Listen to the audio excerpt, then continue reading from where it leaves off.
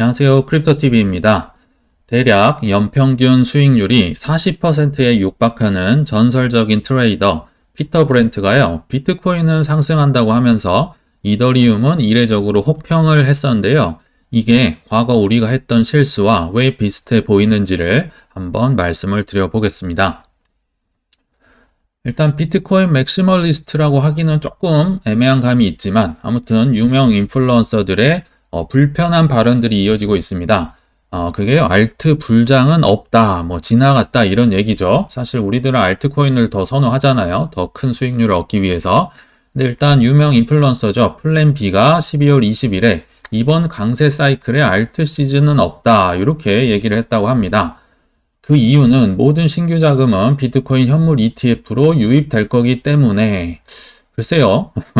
조금은 주관적인 내용이 아닌가 싶고요. 보충 설명으로 나는 비트코인만 가지고 있고 알트 시즌에 관심이 없다. 비트코인만 들고 있기 때문에 이런 발언을 서슴지 않고 하고 있구나 생각이 들더라고요. 일단 보고 넘어가시는 걸로 하고 또 피터 브렌트라는 전설적인 트레이더가 이더리움은 650달러까지 대폭락 우려 떨어질 수 있다는 거죠. 역시 12월 20일에 나왔는데요. 일단 뭐 차트도 보고 여러 가지 공부를 하신 분으로 유명한데 이더리움이 2136달러를 지켜내지 못하면 650달러까지 하락할 수 있다고 주장했다. 이제 이분의 주장이나 논리는 뒤에서 좀 설명을 드리기로 하고 일단 이분이 누구인가부터 한번 소개를 해드려 볼게요. 워낙 유명하다고 해서 보니까요. 뭐 전설은 맞더라고요. 정말 전설적인 트레이더고 생각보다 나이가 굉장히 많습니다. 거의 70, 뭐 이쪽 저쪽은 되는 것 같은데 대략 일단 설명을 해보자면요. 뭐 여러 가지 책에 많이 나온 분이고 시장에 마법사 시리즈 편이 있는데 그 중에서 이제 프로 상품 트레이더 중에 한 명으로 소개가 됐었습니다. 이분의 성격은요. 추세를 추종하는 트레이더다. 주 종목은 상품입니다. 주식보다는 상품, 뭐 기름이나 뭐 곡물이나 이런 걸로 큰 돈을 버신 분이라고 보면 돼요. 그리고 연간 목표 수익률은 대략 20에서 30% 정도라고 얘기를 하는데요. 실제로는 연간이 한 약 40에서 50% 정도 될 거라고 추정을 합니다. 이분들은 워낙 많이 사고 팔고 하기 때문에 정확한 측정이 안 됩니다. 워런 버핏처럼 뭐 장기적으로 이런 게 아니잖아요. 근데 이 책의 내용을 보면요. 그래도 나는 시장의 마법사 수준은 아니다. 뭐 이런 얘기를 해서 왜 그런가 봤더니 뭐 이 바닥은 정말 어마어마하잖아요. 부익부 비익빈이 크기 때문에 마크 미너비니라는 분의 수익률이 뭐 좋을 때는 연간 200에서 300%까지 나온다고 하니까 참 이게 연간이에요. 연평균이니까 계속 이런 수익률이 나오기는 어렵겠지만 아무튼 대단하다는 거죠. 일단 살아남은 자체가 대단한 것 같고요. 지금 거의 70이 다 됐는데요. 이분은 트레이더기 때문에 굉장히 우리보다 투자를 좀 어렵고 힘들게 한다. 제가 볼 때는요. 어렵게 하신다. 일단 셋업, 그러니까 들어가기 전에는 장기 추세를 보면서 약 10주에서 12주 간 패턴을 뚫어져라 분석을 합니다. 그래서 진입은 이제 패턴을 돌파하는 순간에 이제 매수를 한다는 거죠. 또는 숏을 잡는다든지. 그리고 뭐 청산에 대해서도요. 이분들은 트레이더이기 때문에 스탑로스를 잡고 계속 가는 거예요. 그래서 목표가 달성 시에는 뒤도 안 돌아보고 매도를 하는데 이 패턴이 막 지속되는 경우가 있겠죠. 막 오르는데 더 계속 올라간다든지 이러면 청산 지점을 옮겨가면서까지 계속 홀딩하는 전략을 쓴다. 딱 듣기만 해도 굉장히 어렵고 복잡하게 하는데요. 아무튼 이런 전략으로 수십 년간 이 시장에서 살아남은 전설이다. 요거는 좀 확실한 것 같습니다. 그러면 이분이 했던 말을 다시 한번 소개를 해드려 볼게요. 알트들의 맏형인 이더리움을 폭격하고 있는 이 피터 브렌트와 여러 언론들이 있습니다. 특히 이분이 혹평을 해서 이게 좀 유명해진 것 같은데요. 요거는 이제 12월 15일자 기사였는데요. 피터 브렌트가 이더리움의 미래를 회의적으로 전망했다. 수수료가 쓰레기로 만들었다. 이더리움이 지금 쓰레기가 됐다는 거예요. 이 이더리움과 기능과 수수료가 암호화폐를 쓰레기로 만든다. 내 예상으로는 10년 후에는 이더리움이 거래소에 상장되지 못할 수 있다. 상장 폐지될 거라고 지금 혹평을 하고 있습니다. 그러면서 이제 이 기사 말미에 보면 나는 저번 주 금요일에 이더리움 팔았다. 뭐 이렇게 하고 끝이 나는데 아무튼 일단 기억을 해주세요. 이런 주장.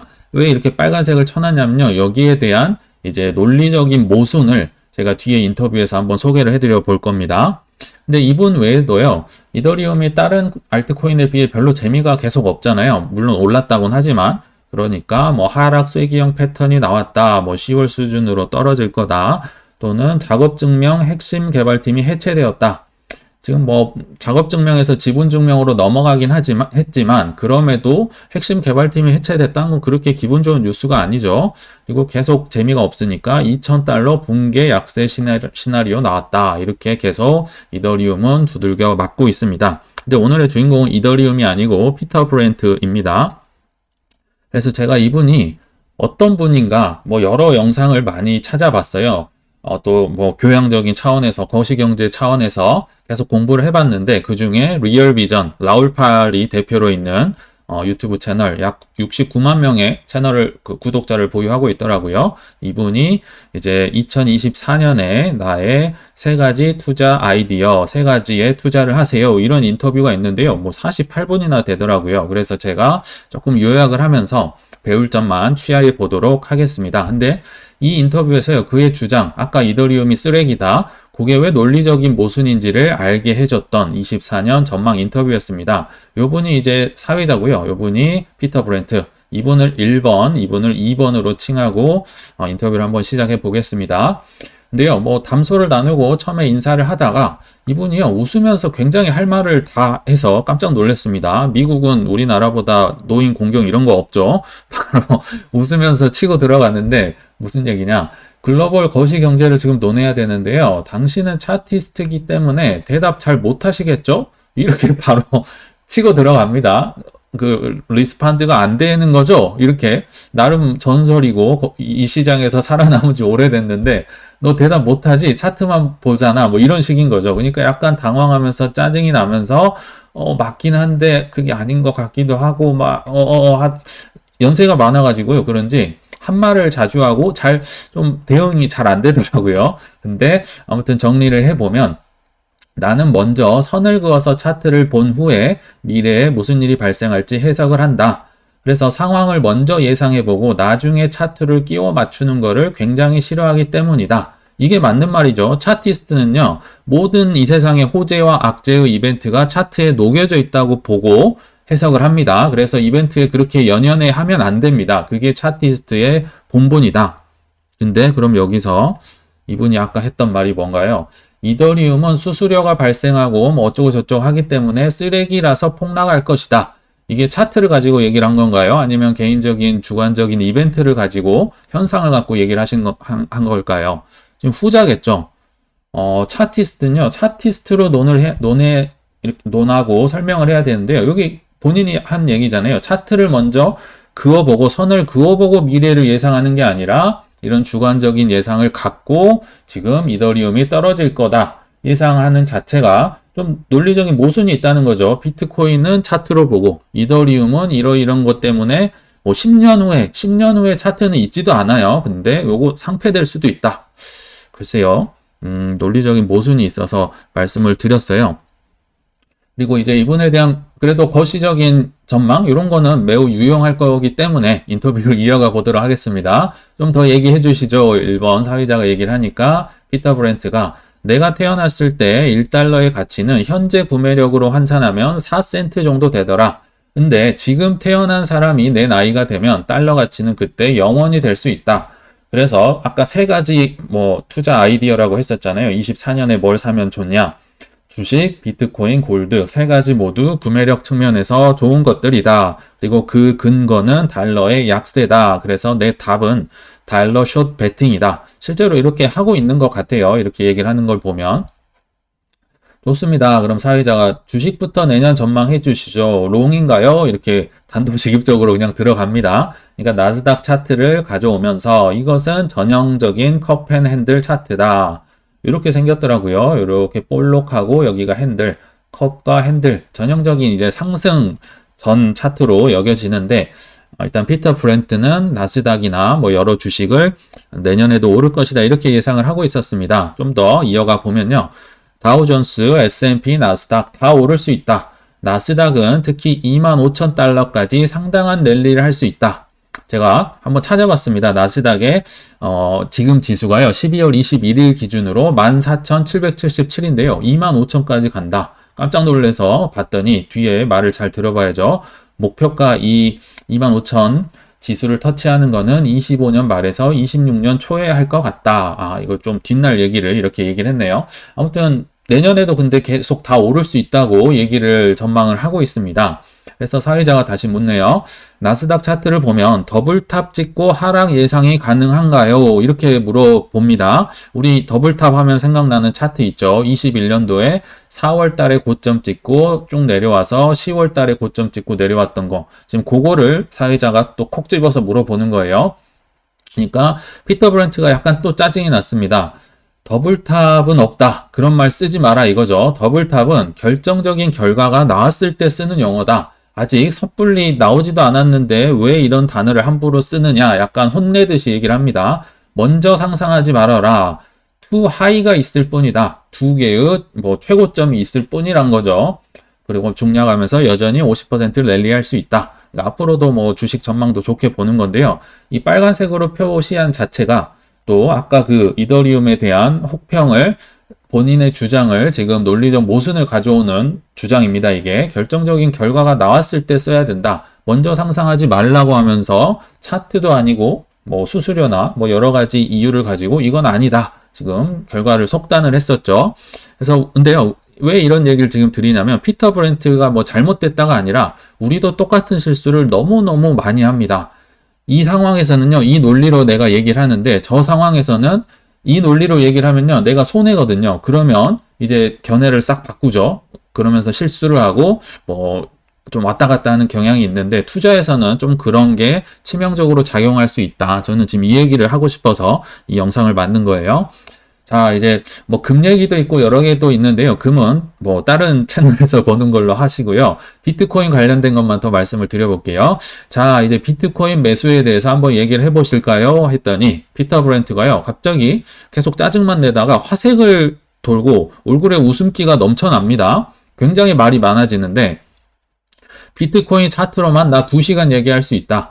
그러면서 이제 12년도, 2023년도에는 1달러 미만이었다. 역사가 깊고 어쩌고 저쩌고 막 얘기를 하시다가 이제 비트코인은 그 어떤 자산보다 매우 다른 차트를 갖고 있다.